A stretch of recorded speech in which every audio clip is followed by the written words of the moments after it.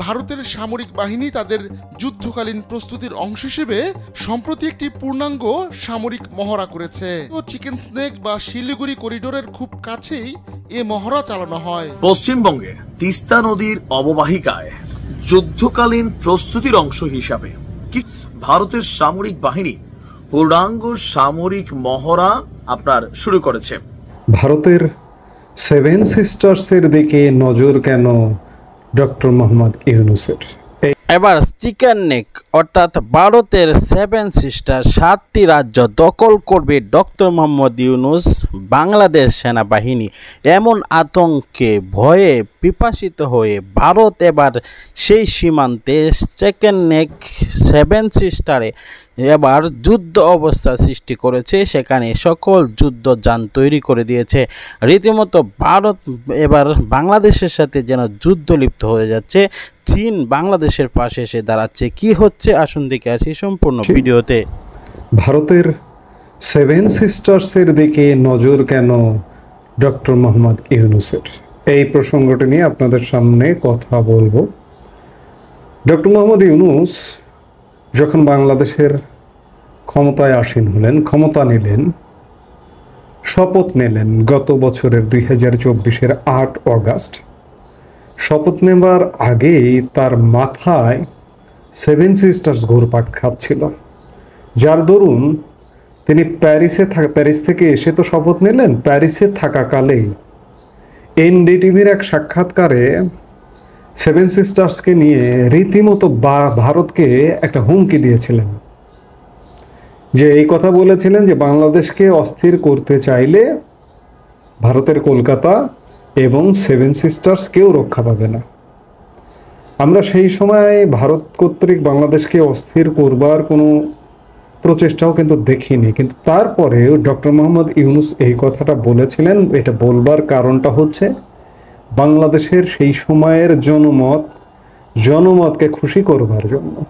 কারণ জনমত ভারত বিরোধী ক্যাম্পেইনে তুঙ্গে ছিল 2024-এর শুরু থেকেই।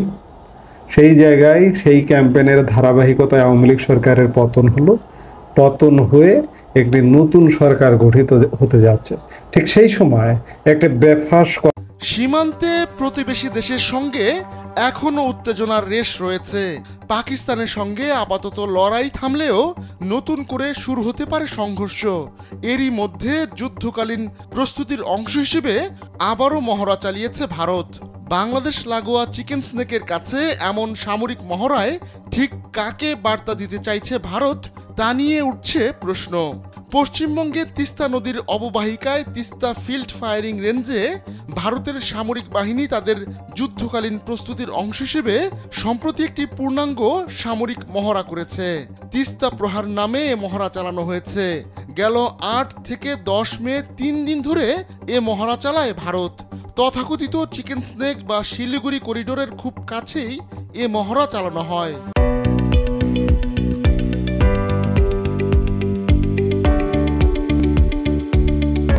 গৌহাটি ভারতীয় সেনাবাহিনীর মুখপাত্র বৃহস্পতিবার জানান, তিস্তা প্রহার মহড়ায় নদী বিধৌত অঞ্চলের চ্যালেঞ্জিং পরিবেশে বাহিনীর যুদ্ধ প্রস্তুতি কতটা তা প্রদর্শিত হয়েছে।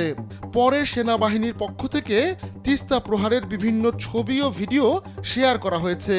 এতে artillery tank, helicopter, surface to air missile ও অত্যাধুনিক ড্রোন ব্যবহার করতে দেখা গেছে।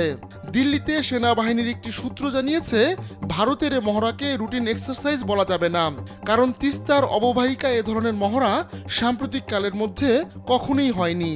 এদিকে লন্ডন ভিত্তিক জিওপলিটিক্যাল বিশ্লেষক প্রিয়জিৎ দেব সরকারের মতে, এই সামরিক মহড়ার মধ্য দিয়ে ওই অঞ্চলের প্রতিবেশী দেশগুলোকে ভারত একটা বার্তা দিতে চেয়েছে। এর মধ্যে একটা সূক্ষ্ম প্ররোচনার উপাদানও হয়তো রয়েছে। এ ব্যাপারটি ডক্টর মোহাম্মদ ইউনূসের নেতৃত্বাধীন বাংলাদেশের অন্তর্বর্তী সরকারকে খুশি করবে না। অববাহিকায় আমরা দেখছি যে তিস্তা নদীর অববাহিকায় যুদ্ধকালীন প্রস্তুতির অংশ হিসাবে, কিসের যুদ্ধ? বাংলাদেশের সাথে তো যুদ্ধ নাই, বাট যুদ্ধকালীন প্রস্তুতির অংশ হিসাবে ভারতের সামরিক বাহিনী পূর্ণাঙ্গ সামরিক মহড়া শুরু করেছে। 3 দিন ধরে আপনার তিস্তা ফিল্ড ফায়ারিং রেঞ্জে তিস্তা প্রহার নামে এই মহড়া চালানো হয়েছে। মহড়ার জায়গাটি ভারতের চিকেন স্ন্যাক বা শিলিগুড়ির করিডোরের একদম দরজার সামনে।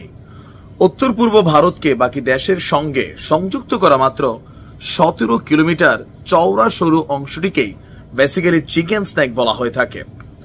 ভারতীয় সেনাবাহিনীর মুখপাত্র গুয়াহাটিতে এক অনুষ্ঠানে বলছে, তিস্তা প্রহার মহড়ায় নদী বিধৌত অঞ্চলের চ্যালেঞ্জিং পরিবেশে সেনাবাহিনীর যৌথ কমব্যাট স্ট্র্যাটেজি এবং যুদ্ধের প্রস্তুতি দেখানো হয়েছে। তার বক্তব্য, এই মহড়ায় আরও একবার ভারতীয় সেনাবাহিনী তাদের আধুনিক অস্ত্রশস্ত্র, ট্যাকটিক্যাল ড্রিল এবং খুব দ্রুত অভিযান চালানোর সক্ষমতা দেখিয়েছে, যা তাদের উৎকর্ষ এবং আধুনিকায়নের প্রমাণ। সেনাবাহিনীর পক্ষ থেকে তিস্তা প্রহার ঘিরে ভিডিও এবং ছবিও প্রকাশ করা হয়েছে। তাতে এই মহড়ায় artillery tank, helicopter, surface to air missile এবং অত্যাধুনিক ড্রোন ব্যবহার করা হয়েছে বলেও দাবি করা হয়েছে।